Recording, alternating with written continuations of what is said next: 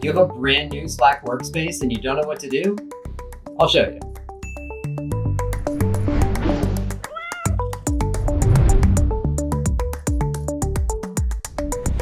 Hello and welcome back to Slack School. My name is Mike Reynolds. I'm your host. I'm part of the Slack team here at Salesforce. And today we're going to be talking about what to do with a brand new Slack workspace. I'm going to pull up an org that I just created this morning, and we're going to look at things that you should be doing probably on that very first day just to get the ball rolling. Of course, having a new Slack instance or really any type of enterprise grade technology, there's going to be a lot of things to do, and I can't cover all of that in one video. So we're going to focus on three things. They're going to pretty much apply to everybody. We're going to talk about creating new channels and some channels that you should probably consider. We're going to talk about building simple automations on top of those channels to kind of help you out and get you going. And then we're going to wrap things up by looking at some different apps that you should definitely install. Let's dive in.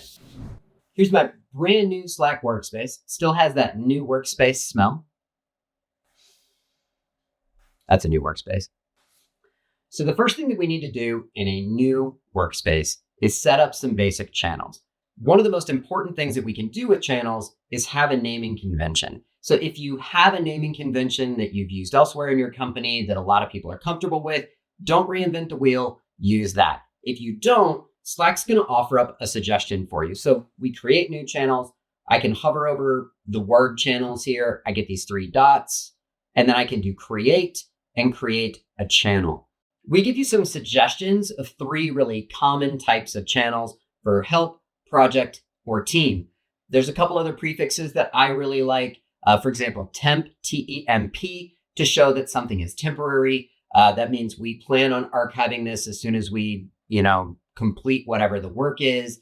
Another one that is really good is EXT, for channels that are going to be external, and you might want to have a little bit of a nod to the users that are in there, just letting them know that this is a channel that is shared with some people who are outside of the company. For today, what I think we should all be doing, if you have a brand new workspace, there's a couple of channels that you're going to want to create.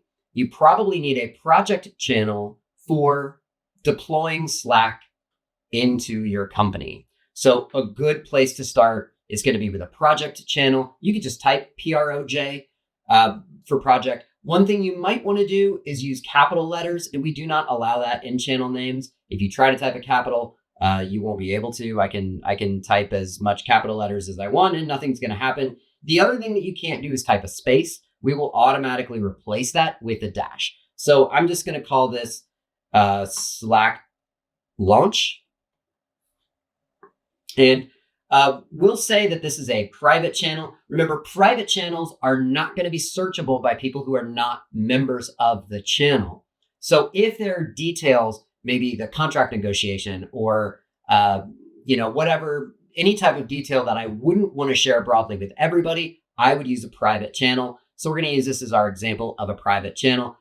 There's only one person in this workspace, which is the demo user and myself. So I'll just add the demo user into that, and that's creating a channel. It's really pretty easy. Another channel that you're definitely going to need, and we'll spend more time on, is a general help channel for Slack. So anytime we're deploying some new application, something as big as Slack, there are going to be a lot of questions. And so we want to give users a spot to go where we can help them in a dedicated location to answering and solving those questions. That'll also allow people to see other questions that have been asked and get an answer. And this is going to be a nice public channel for us. So we've got help Slack. Again, really obvious name. I'm not trying to make it complicated. You want your name and your naming convention to be such that I see it and I basically know exactly what I'm going to find inside that channel. Again, we'll make this public. I want everyone to be able to see it. I don't need to worry about putting extra people in this channel yet. So here's my channel. With these general channels where we're getting help, it can be kind of terrible if people are just asking questions. We want to provide some structure. So I'm going to do a little bit of setup and then we'll see why. The first thing I want to do is I want to create a user group. I can do that by going to directories, clicking user groups and then create user groups. I'm going to call this the Slack help, and we'll give it a handle of Slack help and team for helping with Slack questions. And I'm going to leave channels blank for now. I'll click next. We do need to add a user in there. I'm going to put myself. And now we can go back to our help Slack channel. So a user group is just a collection of users that I can then do something with. And so what would I want to do with this? I'll show you. What we want to do is we want to create a form so that people can ask a question in a structured way, and then we post that structured question inside our help channel. So let's take a look at what that looks like. I'm going to go to this plus sign, click workflow, and I'm going to create a workflow from scratch. We're going to choose a starting event, and I'm going to use from a link in Slack. And then what I want to do is collect some information from my users.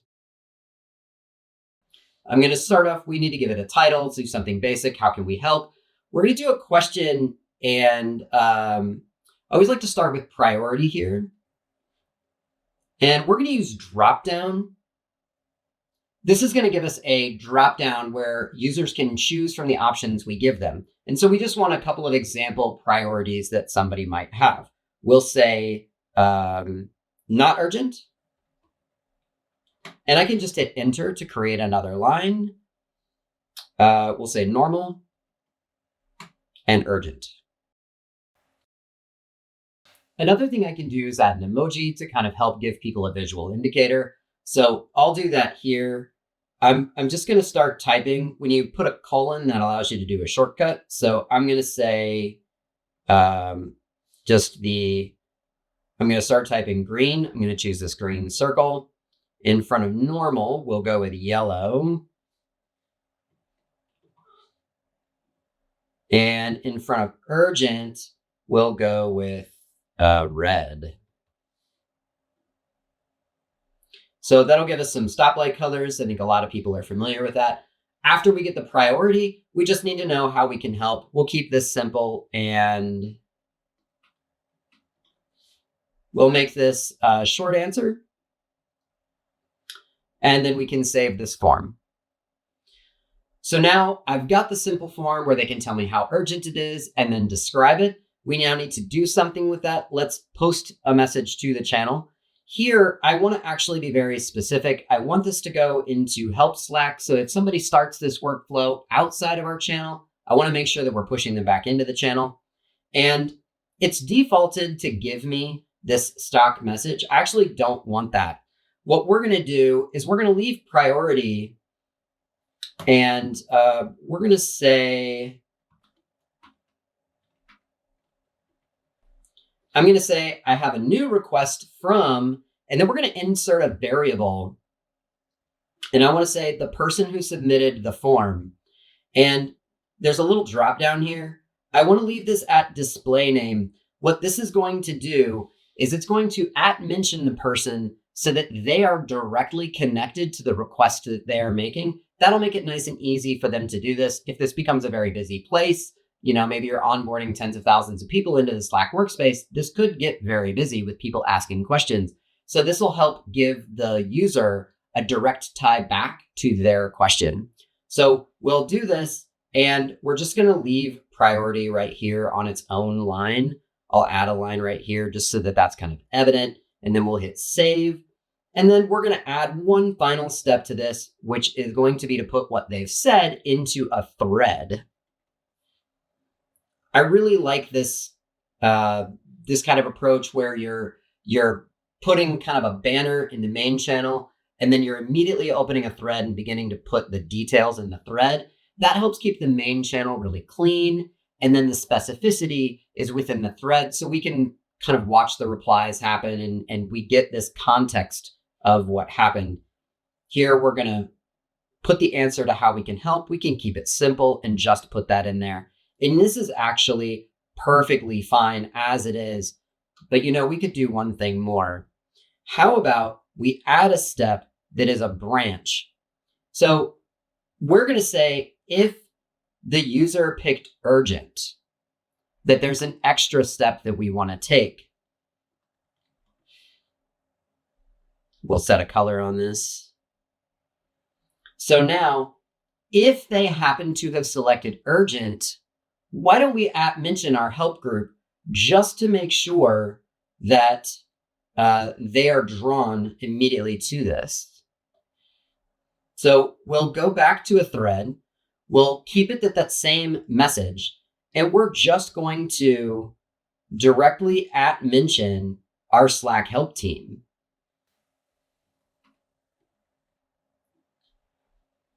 This is going to allow me to immediately draw attention when things are urgent. And if they're not urgent, I don't need to make a lot of noise about it. I can go ahead and click Finish Up. We'll call this the Slack help workflow.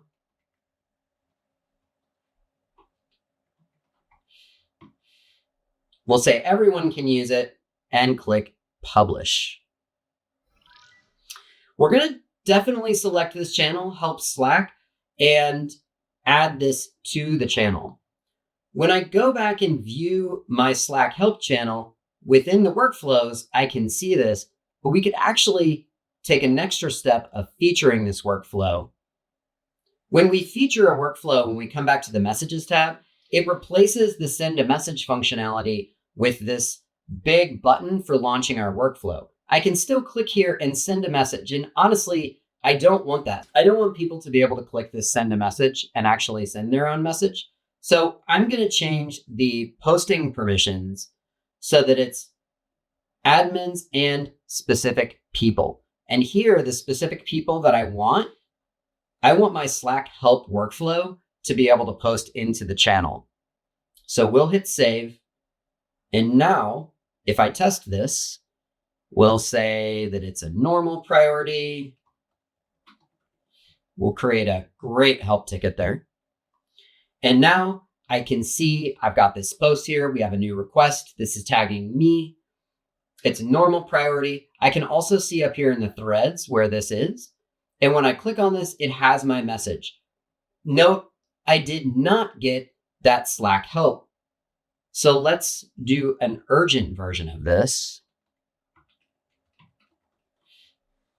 Now, because this is urgent, I should see a second message that is tagging my urgent users. So we'll see that additional reply. There it is. And now I've tagged this entire team that is doing this type of support. They're going to be tagged on this directly because it's urgent. The next thing we want to talk about is apps. There are so many apps that you can add into Slack that help make Slack a true work operating system. Let's take a look at that now. If I hover over apps and go over to more, I can choose manage and then browse apps. I can also view these in the Slack marketplace. When you look at apps, we've got a lot of featured apps. There's so many different things that you can do, but what I want you to do is come up to categories and start to think about it in terms of these different categories. There's two big buckets of places that you need to start. The first, what I'm going to call your tier 1 apps, you're always like, you must do this. It makes the most sense. There's no reason not to. If you've got CRM, we're going to set up Salesforce for Slack. That's a given. The other things that you want to make sure that you're doing are the tools that your folks are using literally every single day. Everybody's got email. Everybody's got a calendar. Everybody's got a Drive. And you get those tools both with Google and with Microsoft.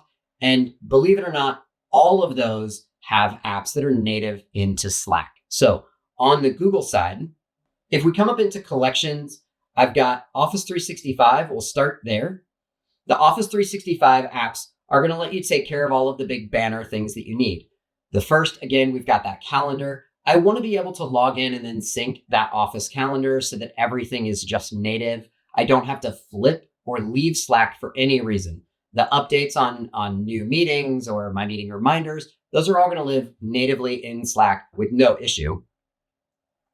Then we've got the ability to send your emails directly into Slack. That's the Slack for Outlook integration. This is a great tool. Again, I really don't want to have emails at all. I'd like to replace all of that with communication and collaboration that's based natively within Slack. But sometimes I'm going to get emails and I'm going to need to do something with them. This is going to allow me to really, really work and reply to all those emails without, again, having to switch context or go and look for things. I can really easily work around that. And then the next big thing, right, is of course storage. I'm going to want to set up my SharePoint and my OneDrive to make sure that, all of those things are connected and that my search results in Slack are including things that are in my drive. Of course, a lot of us are using the Google Workspace, and Google's got the exact same set of tools. We're going to start with that Google Calendar, right? I need the exact same syncing tools. I need to know when my meetings are. I need to get my reminders for meetings, and I don't want them to be outside of the tool that I'm working in. Just put all of those notifications inside of Slack and then turn them all off outside of Slack, right? I don't need to be notified twice. I just need the one.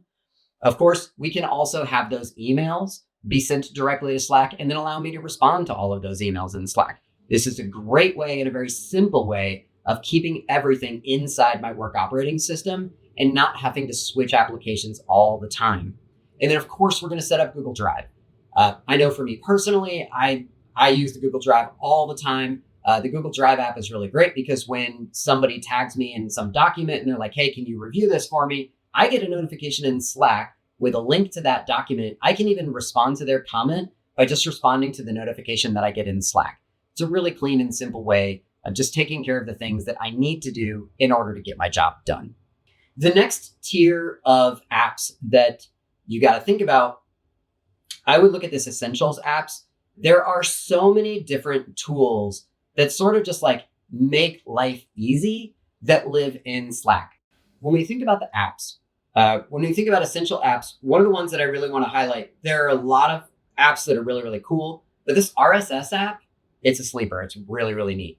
When you have an RSS feed that you want to pay attention to, having the RSS app is great because it's going to allow you to pull these notifications that honestly were kind of hard to get and centralized, and then pull them into Slack so that I can immediately see and understand what they're doing. I absolutely love this one. And then, of course, if you've got other types of storage tools, maybe you're using Box, maybe you're using Confluence, maybe you're using Git or Bitbucket. All of these tools are native inside of Slack, and it really, really helps keep everything together and simple, and it just makes it work. It's fantastic. Of course, one of the last things that we can always do when we're setting up a new workspace is ask Slackbot for help. There are so many different things that I could be asking, but a nice place to start is to just ask naturally, hey, I've got this brand new workspace. What should I be looking at?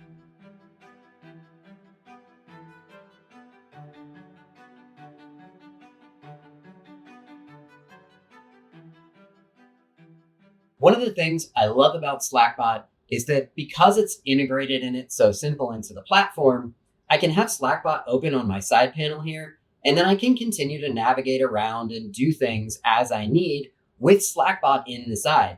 So Slackbot's got all sorts of great tips for me, assigning admin roles, that makes a lot of sense, making sure that my team is in here, setting up Slack Connect if we're going to be using it, doing an introduction plan.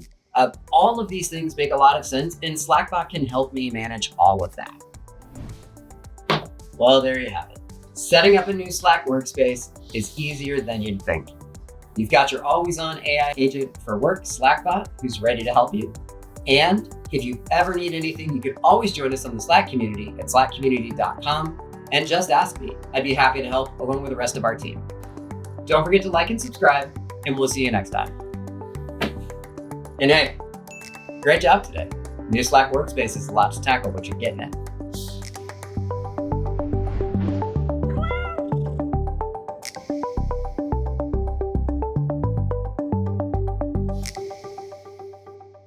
Oh yeah, that's no.